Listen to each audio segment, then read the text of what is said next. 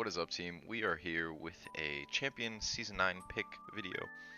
We are going to be discussing some picks that you should consider learning if you haven't already, and if you know these champions, then you definitely know the potential that they're capable of. Majority of these champions on this list fly under the radar, generally don't get banned, and are always really safe and strong options when climbing consistently.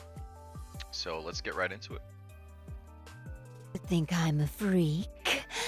Let me get on your level. Cassiopeia, the Slippery Snake. Cassiopeia is an extremely unique champion in the current meta. She can be played in any of the three lanes, bot, mid, and top lane. There's a few reasons she's able to do this. First one, her Q-Max Arcane Comet build allows her to poke and reposition without much risk of trading poorly. Landing Noxious Blast gives her temporary additional movement speed, allowing her to make quick, high-value, short trades. Secondly, her W Miasma is one of the strongest and unique crowd controls to Cassiopeia. Cassiopeia is the only champion who has this form of CC. This form of CC is called grounding. And what grounding is, the unit that is grounded is unable to activate mobility spells, and this is inclusive of summoners. Thirdly, her ultimate Petrifying Gaze paired with Miasma makes it very difficult to gank this Slippery Snake from top lane, mid lane, or bot lane. And lastly, her passive Serpentine Gaze makes it so that Cassiopeia can't purchase any boots, but gets scaling movement speed throughout the entirety of the game. This opens up one slot for her to purchase an additional offensive or defensive item, which makes her very, very lethal in that late game. Noxians. I hate those guys. Ezreal, the caster ADC. Ezreal is unlike other ADCs for the reason that he's primarily a caster for the majority of the game. Until you get that tier Muramana stacked, you're not really too focused on auto trading. Your laning phase, you're fairly passive, farming at max range with your Qs, just gathering CS and stacking your tier. But once that Muramana comes online, your dynamic kind of changes. Ezreal got a really nice change to his W, his Essence Flux. Before, when champions would hide behind minions, he didn't have the options of trading.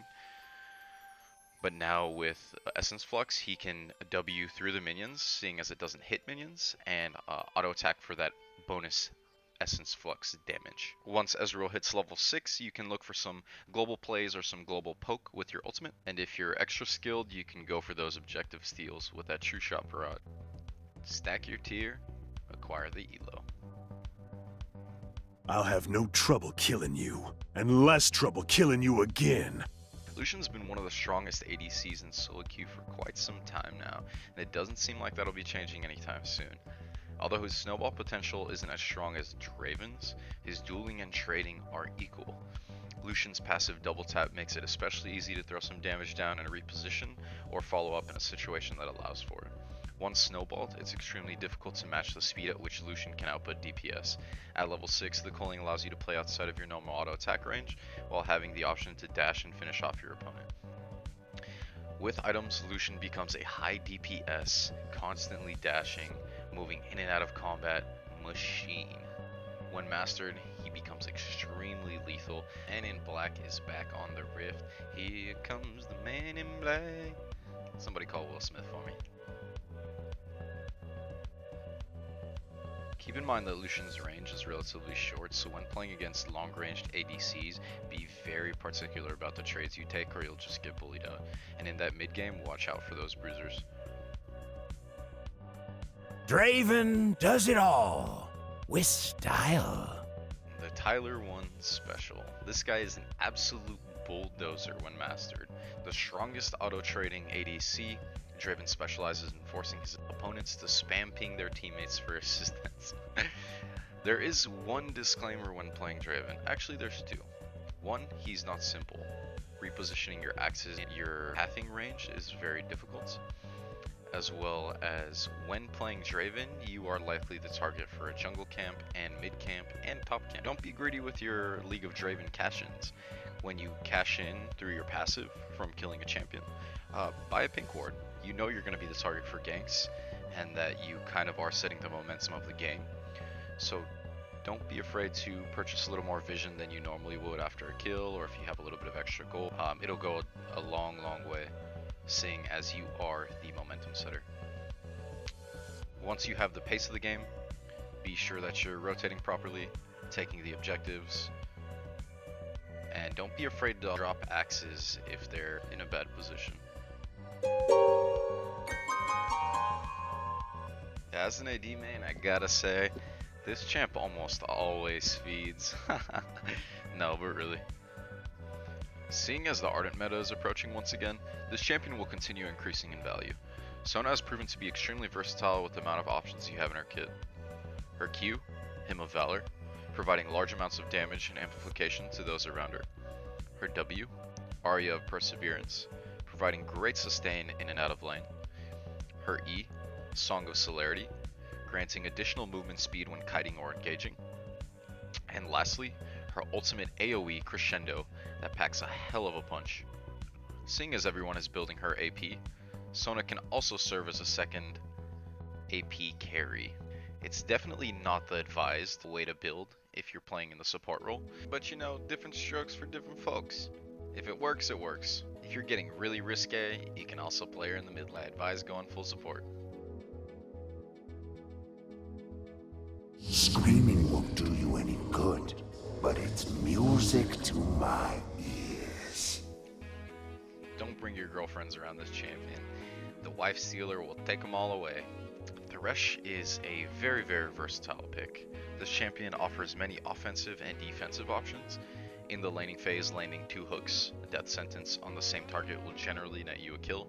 The first hook to burn flash, the second hook to secure the kill. Thresh's E, Flay, offers offensive and defensive options as well.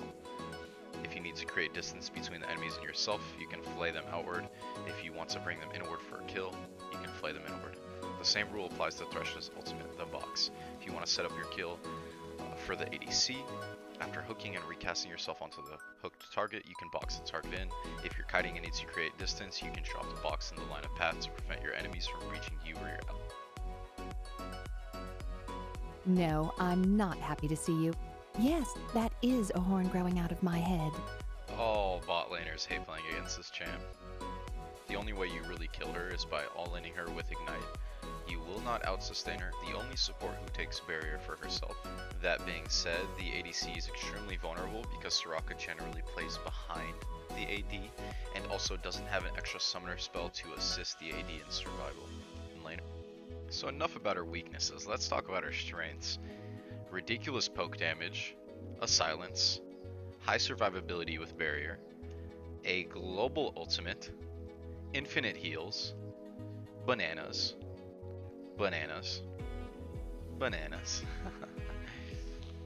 But really though, this champion is probably the best healer in the meta at the moment, and as the Ardent meta continues approaching us and healing items increase in gold efficiency and value, Soraka will find herself at the top of the charts. Time flies like an arrow, fruit flies like banana. The Time Lord himself.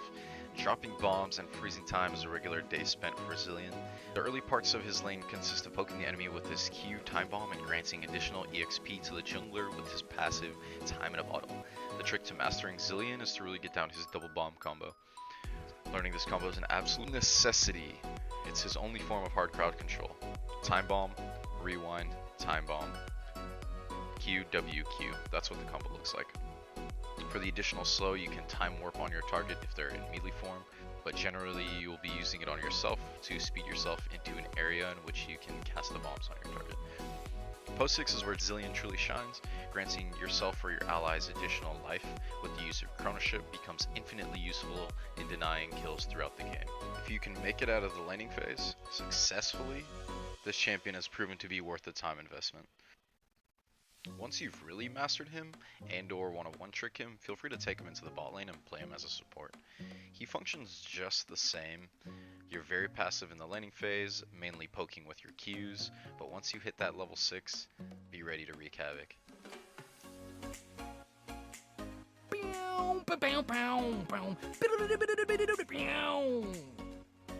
Echo.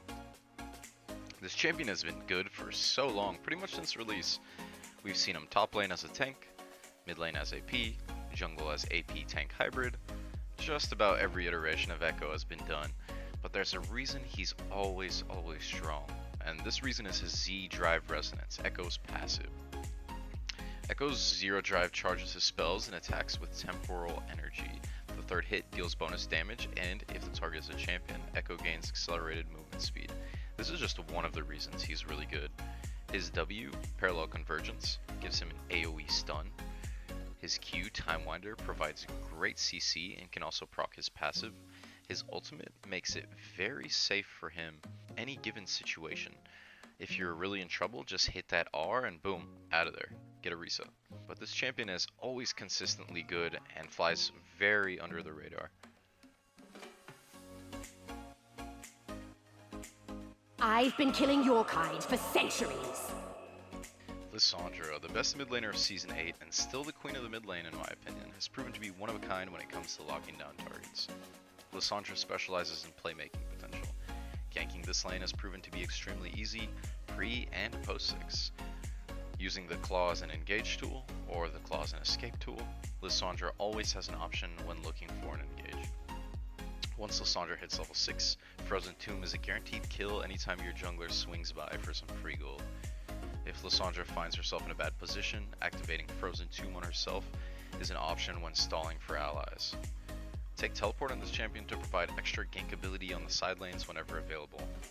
This champion hasn't been touched for quite some time, so be sure to abuse her throughout your Season 9 process.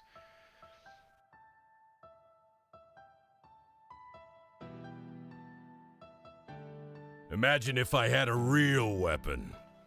Jax. The king of top lane at the moment, an excellent split pusher, an excellent duelist, a pretty okay early phase, and very easy to gank with his Counter-Strike.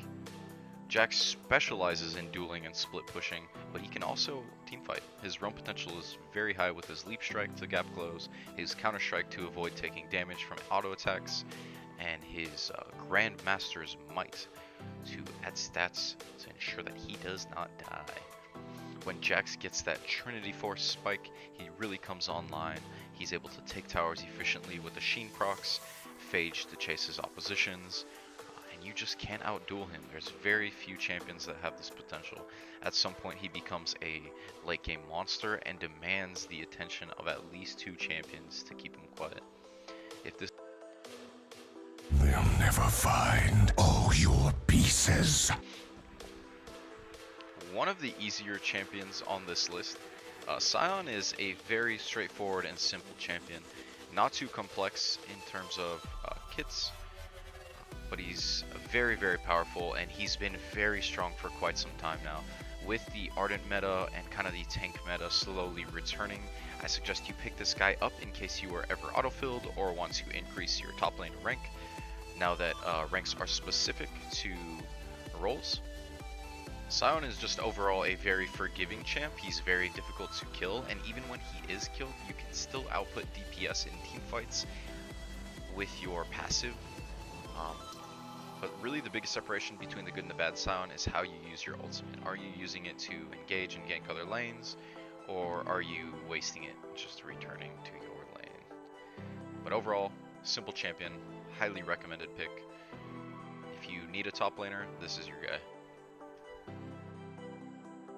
Fight and be remembered, or die Want to and play be Riven but forgotten. don't have the mechanics? This is the champ for you. Riven for dummies. Alright, jokes aside.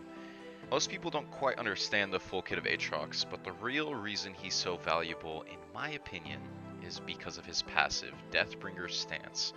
What it is Aatrox deals bonus damage on his next auto and reduces heals and shields on targets. That's every champion in the top lane. Every single champion is either sustaining with autos, has a shield, and that's what makes him especially powerful on the top side. He's still good in the mid side. With his extreme mobility and high damage output, Aatrox is a force to be reckoned. During the laning phase, focus on taking trades with your Q, the Darkened Blade, and chaining it with Infernal Chains to prevent your opposition from escaping.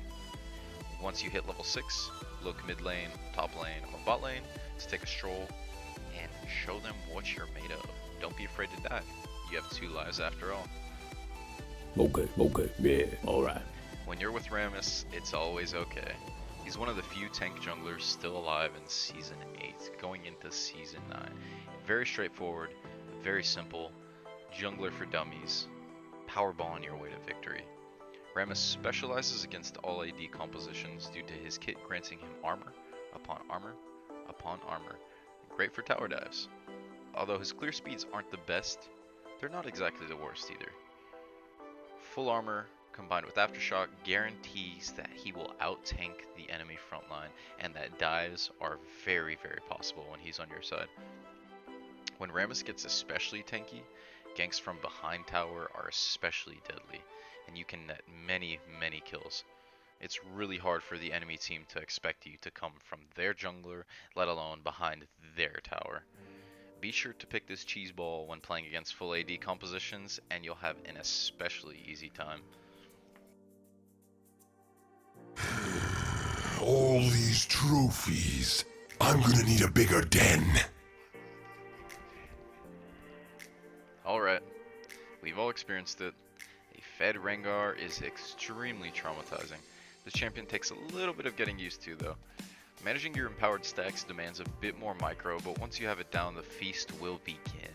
In case you don't already know, when Rengar comes out of stealth, you cannot flash his auto once the leap has been cast.